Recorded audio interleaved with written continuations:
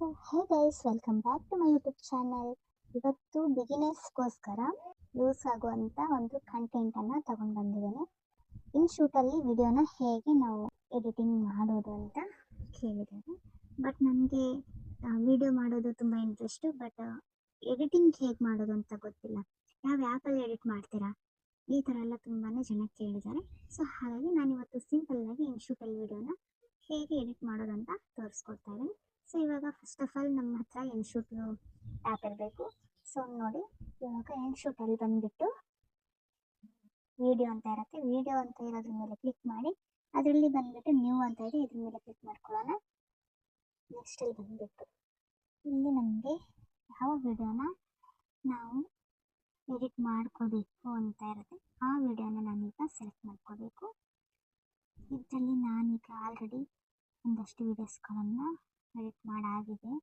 But ಇದರಲ್ಲಿ ನಾನು edit ಮಾಡಬೇಕು ಅಂತ ಅಂದ್ಕೊಂಡಿರುವಂಥದ್ದು ಒಂದು ದೇವರ ವಿಡಿಯೋ. ಇವಾಗ ದೇವಸ್ಥಾನದ ವಿಡಿಯೋನ ಎಡಿಟ್ ಮಾಡ್ತಾ ಇದ್ದೀನಿ. ಸೊ ಬನ್ನಿ ಇವಾಗ ದೇವಸ್ಥಾನದ ವಿಡಿಯೋನ ಎಡಿಟ್ ಮಾಡೋಣ. ಸೊ ನೋಡಿ, ಈ ಥರ ನಮಗೆ ಯಾವ ವಿಡಿಯೋ ಬೇಕೋ ಆ ವಿಡಿಯೋ ಮೇಲೆ ಕ್ಲಿಕ್ ಮಾಡ್ಕೋಬೇಕು. ನೆಕ್ಸ್ಟಲ್ಲಿ ಬಂದುಬಿಟ್ಟು ಇಲ್ಲಿ ಕ್ಯಾನ್ವಾಸ್ ಅಂತ ಇದೆ ನೋಡಿ, ಇದ್ರ ಮೇಲೆ ಕ್ಲಿಕ್ ಮಾಡ್ಕೊಳ್ಳೋಣ. ಇಲ್ಲಿ ಬಂದುಬಿಟ್ಟು ಇಲ್ಲಿ ನಮಗೆ ಕಾಣಿಸ್ತಾ ಇದೆ ಆಪ್ಷನ್ಸ್ಗಳು, ಟಿಕ್ಟಾಕ್ ವೀಡಿಯೋಸು, ಶಾರ್ಟ್ ವೀಡಿಯೋಸು, ಆಮೇಲೆ ಇನ್ಸ್ಟಾಗ್ರಾಮು, ಇದರಲ್ಲಿ ಸಿಂಬಲ್ ಕೂಡ ಕೊಟ್ಟಿರ್ತಾರೆ. ಸೊ ನಾನಿಲ್ಲಿ ಲಾಂಗ್ ವಿಡಿಯೋ ಮಾಡೋದ್ರಿಂದ ಲಾಂಗ್ ವಿಡಿಯೋದ ಮೇಲೆ ಕ್ಲಿಕ್ ಮಾಡ್ತಾಯಿದ್ದೀನಿ. ಹಾಗೆ ಇಲ್ಲಿ ಡಬಲ್ ಪಾಸ್ ಮಾರ್ಕ್ ಮೇಲೆ ಕ್ಲಿಕ್ ಮಾಡ್ಕೊಳ್ತಾ ಇದ್ದೀನಿ. ಇವಾಗ ನೋಡಿ, ಇದು ಬ್ಯಾಕಲ್ಲಿ ಸೌಂಡ್ ಸಿಕ್ಕಾಪಟ್ಟೆ ಬಂದಿದೆ, ಯಾಕೆಂದರೆ ಅದು ಔಟ್ಸೈಡಲ್ಲಿ ನಾನು ಮೈಕ್ ಯೂಸ್ ಮಾಡಿದೆ, ವಿಡಿಯೋ ಮಾಡಿದ್ದೆ. ಸೊ ಇವಾಗ ಇಲ್ಲಿ ಬಂದುಬಿಟ್ಟು ವ್ಯಾಲ್ಯೂಮ್ ಅಂತ ಇದೆ ನೋಡಿ, ಈ ವ್ಯಾಲ್ಯೂಮ್ ಮೇಲೆ ಕ್ಲಿಕ್ ಮಾಡಿ 0ಗೆ ತೊಗೊಂಡು ಬಂದು ಡಬಲ್ ಪಾಸ್ ಮಾರ್ಕ್ ಮೇಲೆ ಕ್ಲಿಕ್ ಮಾಡಿದರೆ ಎಲ್ಲ ಮ್ಯೂಸಿಕ್ ಕೂಡ ಹೋಗ್ತದೆ. ಇವಾಗ ನೆಕ್ಸ್ಟ್ ಬಂದುಬಿಟ್ಟು ನೋಡಿ, ನಮಗೆ ಇದೊಂದು ಸ್ವಲ್ಪ ಸ್ಪೀಡಲ್ಲಿ ಬರಬೇಕು ಅಂತ ಹೇಳಿದರೆ ಇದನ್ನು ನಾವಿಲ್ಲಿ ಸ್ಪೀಡ್ ಅಂತ ತೊಗೊಳ್ಬೇಕಾಗುತ್ತೆ. ಸ್ಪೀಡ್ ಕಡಿಮೆ ಬೇಕಂದರೆ ಈ 1 ಇದೆಯಲ್ಲ, 1ಇಂದ ಈ ಕಡೆ ಲಾಸ್ಟಿಗೆ ಈ ಕಡೆ ತೊಗೊಂಡೋದ್ರೆ ಸ್ಪೀಡು ಇನ್ನೂ ಕಡಿಮೆ ಆಗುತ್ತೆ. ಸೊ ನಮಗೆ ಸ್ಪೀಡ್ ಜಾಸ್ತಿ ಬೇಕು ಅಂತ ಹೇಳಿದ್ರೆ ಸ್ವಲ್ಪ ಈ ಥರ ಕೊಟ್ಟು ಈ ಒಂದೇ ವಿಡಿಯೋಕ್ಕೆ ನಾನಿಲ್ಲಿ ಕೊಡ್ತಾ ಇರೋದು. ಇವಾಗ ನೋಡಿ, ಸ್ವಲ್ಪ ಸ್ಪೀಡಾಗಿ ವಿಡಿಯೋನ ಮೂವ್ ಮಾಡ್ಬೋದು. ಇವಾಗ ನೆಕ್ಸ್ಟಲ್ಲಿ ನೋಡ್ತಾ ಇರ್ಬೋದು, ಇವಾಗ ನಾವು ದೇವಸ್ಥಾನದ ಒಳಗಡೆ ಹೋಗ್ತಾ ಇದ್ದೀವಿ. ದೇವಸ್ಥಾನದ ಆವರಣ ಇದು.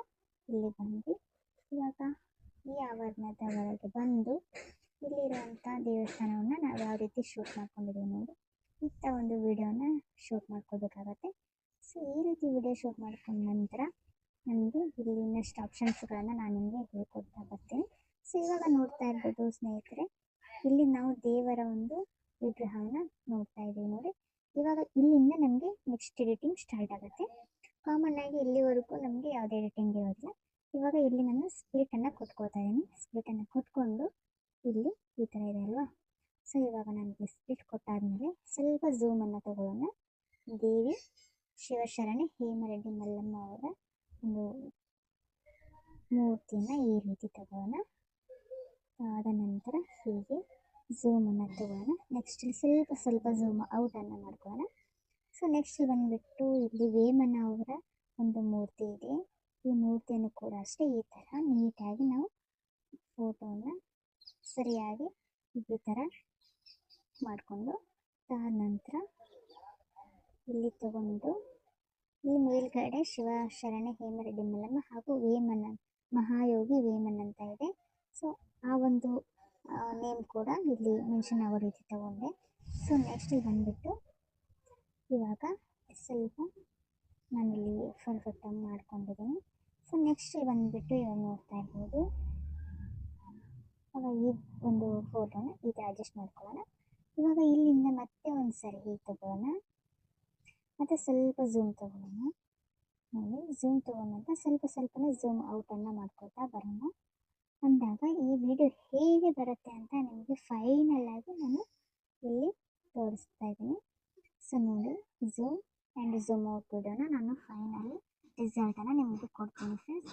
ಸೊ ಎಲ್ಲೂ ಸ್ಕಿಪ್ ಮಾಡದೆ ಪೂರ್ತಿಯಾಗಿ ವಿಡಿಯೋನ ವಾಚ್ ಮಾಡಿ. ಸೊ ಆವಾಗ ಮಾತ್ರ ನಿಮಗೆ ಪೂರ್ತಿ ವಿಡಿಯೋ ಯೂಸ್ ಆಗುತ್ತೆ. ಸೊ ನೆಕ್ಸ್ಟ್ ಇಲ್ಲಿ ಬಂದುಬಿಟ್ಟು ಶಿವಶರಣೆ ಹೇಮರೆಡ್ಡಿ ಮಲ್ಲಮ್ಮ. ಇವಾಗ ಇದನ್ನು ನೋಡಿದ್ರಲ್ಲ ಫ್ರೆಂಡ್ಸ್, ಇಷ್ಟು ವಿಡಿಯೋನ ಮಾತ್ರ ನಾನು ನಿಮಗೆ ಹೇಗೆ ಎಡಿಟ್ ಮಾಡೋದು ಅಂತ ಹೇಳ್ಕೊಡ್ತಾ ಇರೋದು. ಸೊ ಇವಾಗ ಇಷ್ಟು ನೀವು ರೆಡಿ ಮಾಡ್ಕೊಂಡ ನಂತರ ಇವಾಗ ಫೈನಲಿ ನಿಮಗೆ ಇನ್ನೊಂದು ಆಪ್ಷನ್ಗಳನ್ನು ನಾನು ಹೇಳ್ಕೊಡ್ತಿದ್ದೀನಿ. ಇವಾಗ ನೋಡಿ ಒಂದು ವಿಡಿಯೋ ಆದ ನಂತರ ನೆಕ್ಸ್ಟ್ ವಿಡಿಯೋ ಬರುತ್ತೆ ನೋಡಿ. ಆಗ ಇಲ್ಲಿದೆ ನೋಡಿ ಪ್ಲಸ್ ಒಂದು ಸ್ಕ್ವೇರ್ ಸಿಂಬಲ್ ಬರುತ್ತೆ. ಈ ಸ್ಕ್ವೇರ್ ವೈಟ್ ಇದೆ ಅಲ್ಲ, ಇದ್ರ ಮೇಲೆ ಕ್ಲಿಕ್ ಮಾಡಿದ್ರೆ ಈ ಥರ ನಮಗೆ ಚೇಂಜಸ್ ಕೂಡ ಸಿಗ್ತಾ ಹೋಗುತ್ತೆ ನೋಡಿ. ಹೀಗೆ ಈ ಒಂದು ವಿಡಿಯೋವನ್ನು ನಾವು ಯಾವ ರೀತಿ ಬೇಕೋ ಆ ರೀತಿ ಫೋಲ್ಡಿಂಗ್ಸ್ಗಳು ಕೂಡ ನಮಗೆ ಸಿಗ್ತದೆ. ನೋಡಿದ್ರಲ್ಲ, ಈ ಥರ ಹೀಗೆ ನಮಗೆ ಸಿಗುತ್ತೆ. ಸೊ ನಾನಿಲ್ಲಿ ಇದಕ್ಕೆ ಸಿಂಪಲ್ಲಾಗಿ ಸೈಡ್ ಫೋಲ್ಡ್ ಆಗೋ ಥರ ನಾನಿಲ್ಲಿ ಆಪ್ಷನ್ ಕೊಟ್ಕೊಳ್ತಾ ಇರೋದು, ಅದು ಒಂದಕ್ಕೆ ಮಾತ್ರ. ಈ ನೆಕ್ಸ್ಟ್ ಮತ್ತೆ ಸ್ವಲ್ಪ ಮುಂದೆ ಹೋದರೆ ಮತ್ತೆ ಒಂದಿರುತ್ತೆ. ಇವಾಗ ನಾವು ಲೆಫ್ಟಲ್ಲಿ ರೈಟಲ್ಲಿ ಕೂಡ ತೊಗೊಳ್ಬೋದು. ಒಂದು ಲೆಫ್ಟಲ್ಲಿ ತೊಗೊಂಡು ಒಂದು ರೈಟಲ್ಲಿ ತೊಗೊಳ್ತಾ ಇದ್ದೀನಿ. ಸೊ ಈ ಥರ ನಾವು ಸೆಟ್ಟಿಂಗನ್ನು ಮಾಡ್ಕೊಳ್ಬೇಕು. ಇದಾದ ನಂತರ ನಿಮಗೆ ಇಲ್ಲಿ ಇನ್ನೂ ಒಂದಷ್ಟು ಆಪ್ಷನ್ಸ್ಗಳನ್ನು ನಾನು ಹೇಳ್ಕೊಡ್ತಾ ಇದ್ದೀನಿ. ಇಲ್ಲಿ ನೆಕ್ಸ್ಟಲ್ಲಿ ಬಂದುಬಿಟ್ಟು ಇಲ್ಲಿ ಎಲ್ಲವನ್ನು ಮೆನ್ಷನ್ ಮಾಡಿರ್ತಾರೆ. ಸೊ ಈ ಎಲ್ಲ ಮೆನ್ಷನ್ ಮಾಡಿರೋದು ಕೂಡ ನಮಗೆ ಯೂಸ್ ಆಗುತ್ತೆ. ನಾವು ಯಾವ ರೀತಿ ವಿಡಿಯೋ ಎಡಿಟಿಂಗ್ ಮಾಡ್ತೀವೋ ಅದ್ರ ಮೇಲೆ ಡಿಪೆಂಡ್ ಆಗಿರುತ್ತೆ ನೋಡಿ. ಇಲ್ಲಿ ಆಡಿಯೋ ಅಂತ ಇದೆ, ಆಡಿಯೋದ ಮೇಲೆ ಕೊಟ್ಟು ಇಲ್ಲಿ ಮ್ಯೂಸಿಕ್ ಕೂಡ ಸಿಗುತ್ತೆ. ಈ ಮ್ಯೂಸಿಕ್ಕನ್ನು ನಾವು ಯಾವುದಕ್ಕೆ ಬಳಸ್ಕೋಬೇಕಂದ್ರೆ ಸಪ್ರೇಟ್ ಆಗಿ ಇವಾಗ ಸ್ಟೇಟಸ್ಸಲ್ಲಿ ಆಗಿರ್ಬೋದು ಅಥವಾ ಸ್ಕೂಲ್ ಫಂಕ್ಷನ್ಸ್ ವಿಡಿಯೋಗಳಿಗೆ ಈ ಥರ ಏನಾದರೂ ವಿಡಿಯೋ ಎಡಿಟ್ ಮಾಡೋ ಹಾಗಿದ್ದರೆ ನಾವು ಮ್ಯೂಸಿಕ್ಕನ್ನು ಯೂಸ್ ಮಾಡ್ಕೊಳ್ಬೋದು. ಇಲ್ಲ ನಾವು ಯೂಟ್ಯೂಬಿಗೆ ಮಾಡ್ತಾಯಿದ್ದೀವಿ, ಶಾರ್ಟ್ ವಿಡಿಯೋಸ್ ಮಾಡ್ತಾಯಿದ್ದೀವಿ ಅಥವಾ ಇನ್ಸ್ಟಾಗ್ರಾಮ್ಗೆ ನಾವು ವಿಡಿಯೋಗಳನ್ನು ಮಾಡ್ತಾಯಿದ್ದೀವಿ ಅಂತ ಹೇಳಿದ್ರೆ ರೆಕಾರ್ಡಿಂಗ್ ಇರುತ್ತೆ ನೋಡಿ. ಈ ರೆಕಾರ್ಡಿಂಗ್ ಮೇಲೆ ಕ್ಲಿಕ್, ಇವಾಗ ಈ ರೆಕಾರ್ಡನ್ನು ನೀವು ಸ್ಟಾರ್ಟ್ ಮಾಡ್ಕೊಳ್ಬೋದು.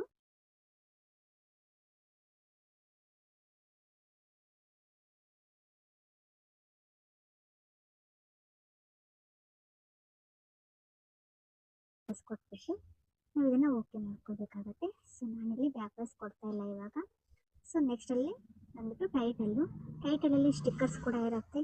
ಬಿಟ್ಟರೆ ನಮಗೆ ಇಲ್ಲಿ ನಮಗೆ ಟೈಟಲ್ಲು ಏನಾದರೂ ಬೇಕಂದರೆ ನಾವಿಲ್ಲಿ ಕೊಟ್ಕೊಳ್ಬೋದು. ಈ ಥರ ಸೂಪರ್ ಲಾವ್ ಅಂತ ಈ ಥರ ಏನಾದರೂ ನಾವು ಟೈಟಲ್ ಕೊಟ್ಕೊಳ್ಬೋದು.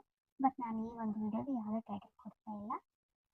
ಸೊ ನೋಡಿದ್ರಲ್ಲ, ಇಲ್ಲಿ ನೆಕ್ಸ್ಟಲ್ಲಿ ಬಂದುಬಿಟ್ಟು ಫಿಲ್ಟರ್ ಕೂಡ ಇರ್ತದೆ. ಫಿಲ್ಟರ್ ಆದ ನಂತರ ಕ್ಲಿಪ್ ಅಂತ ಇರುತ್ತೆ. ಇವಾಗ ನಮಗೆ ಇಲ್ಲಿ ಏನಾದರೂ ಬೇರೆ, ಇವಾಗ ಮೇಲ್ಗಡೆ ಒಂದು ವಿಡಿಯೋವನ್ನು ಕೊಡ್ತಾ ಇದ್ದೀನಿ ಅಂತ ಅಂದರೆ ಇದ್ರ ಜೊತೆಗೆ ನಾವು ಇನ್ನಷ್ಟು ಏನಾದರೂ ಈ ಥರ ನಾವಿಲ್ಲಿ ಮತ್ತೆ ಫೋಟೋಸ್ಗಳೇನಾದರೂ ಬೇಕಿದ್ದರೆ ನಾವಿಲ್ಲಿ ತೊಗೊಳ್ಬೋದು ನೋಡಿ ಫ್ರೆಂಡ್ಸ್. ಇದು ನಿಮಗೆ ಸುಮ್ಮನೆ ಆಪ್ಷನ್ಗೋಸ್ಕರ ತೋರಿಸ್ತಾ ಇರೋದು ನೋಡಿ. ಈ ತರಹ ಸಿಗುತ್ತೆ. ಹೀಗೆ ಒಂದು ವಿಡಿಯೋದ ಪಕ್ಕದಲ್ಲಿ ನಾವು ಈ ಥರ ತಗೊಂಡ್ರೆ ಇನ್ನೂ ಚೆನ್ನಾಗಿ ಕಾಣಿಸ್ತಾ ಇರುತ್ತೆ ವಿಡಿಯೋದಲ್ಲಿ. ಸೊ ನೋಡ್ತಾ ಇರ್ಬೋದು ಎಷ್ಟು ಚೆನ್ನಾಗಿ ಕಾಣಿಸುತ್ತೆ ನೋಡಿ.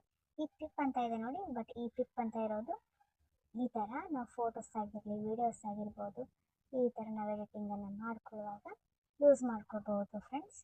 ಇದಾದ ನಂತರ ನಮಗಿಲ್ಲಿ ನೆಕ್ಸ್ಟಲ್ಲಿ ಬಂದುಬಿಟ್ಟು ಇದು ಇಷ್ಟೇ ನಮಗೆ ಸಾಕಂತ ಇದು ಮಿಕ್ಕಿದ್ದನ್ನು ಕಟ್ ಮಾಡ್ಕೊಳ್ಬೋದು ಓಕೆ ಕೊಟ್ಕೊಂಡು.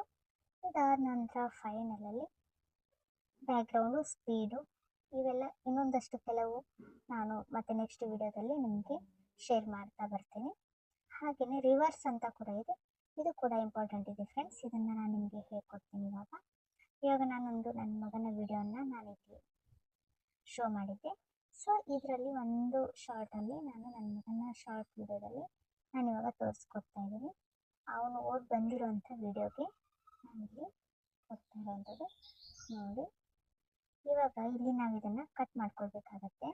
ಈ ಸ್ಪ್ಲಿಟ್ ಇದೆ ನೋಡಿ, ಇದ್ರ ಮೇಲೆ ತಗೊಳ್ಳೋಣ. ಅದಾದ ನಂತರ ಈ ಥರ ತಗೊಂಡು ಇದು ಸ್ಪ್ಲಿಟ್ಟನ್ನು ನಾವು ನೋಡೋಣ.